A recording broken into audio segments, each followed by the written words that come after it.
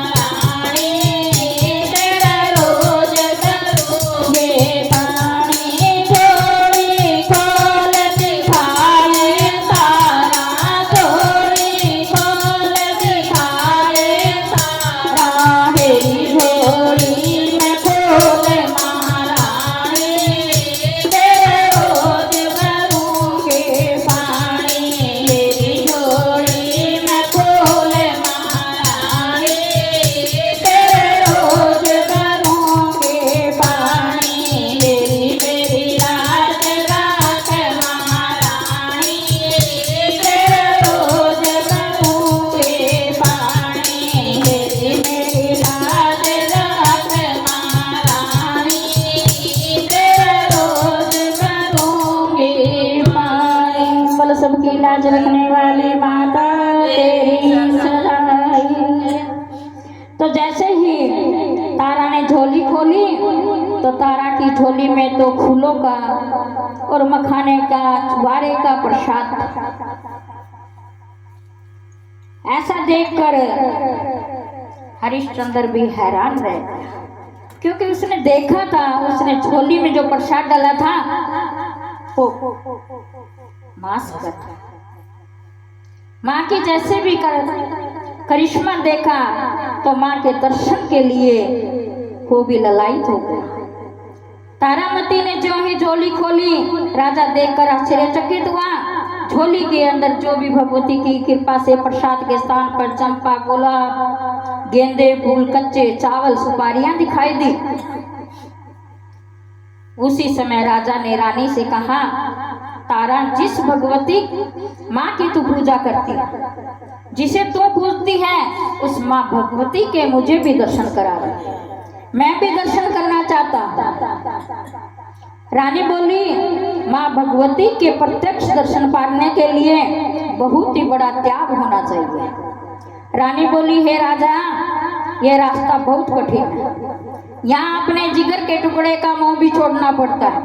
इतना सुन राजा ने अपने सबसे पहले चहेते घोड़े चेतक की गर्दन उतार दी। इतना देख रानी बोली, इस अनमोल पशु की गर्दन उतारने से क्या होता है, ये बोल नहीं सकता। इतना सुन के राजा ने अपने पुत्र रोहताश को पुकारा और झट से उसकी तलवार से गर्दन उतार दी और कहा, रानी, माँ के दर्शन के लिए और क्या करना होगा? रानी ने कहा, राजा, अभी तो कुछ भी नहीं, इसको अब पकाओ। राजा ने वैसा ही किया। रानी ने कहा, राजा, अब इसे 5 थालियों में पाओ। राजा ने कहा, 5 थाली किसके लिए? रानी ने कहा, पहला माँ का भोग, दूसरा नीले घोड़े का, तीसरा पुत्र रोहताश का, चौथा तुम्हारा और 5वां मेरा होगा। रानी ने कहा, राजा, अब जोत जलाकर माँ का भोग लगाओ। इतने पर राजा ने कहा, रानी, बस और नहीं, अब अगर माँ भगवती जानम जान है तो जोत अपने आप ही प्रकट हो जाए। मैं अपने हाथ से जोत नहीं जलाऊंगा। वो भी माँ को कैसे पुकारता है,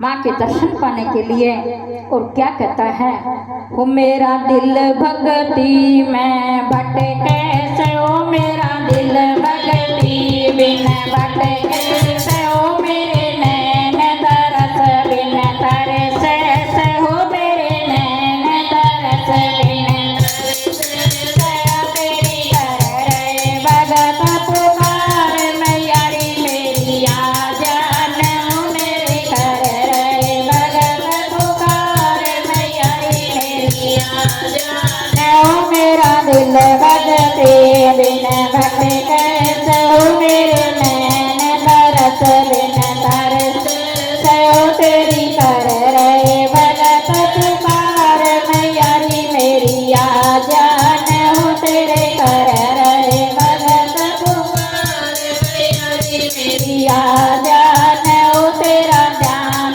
में ध्यान लगाया था, तेरा ध्यान में ध्यान लगाया था, उन्हें काट के शीश चढ़ाया था, उन्हें काट के शीश चढ़ाया था, मैं ले आया नारियल भेंट, मैयारी मेरी आ जान, ओ मैं ले आया नारियल भेंट, मैयारी मेरी आ जान, ओ मेरा दिल भगते बिन भटके कैसे, ओ मेरे नैन तरस बिन तरस से, ओ तेरी कर रही भगत पुकार, मैयारी मेरी आ जान, ओ तेरी कर रहे भगत पुकार, मैयारी मेरी आ जान,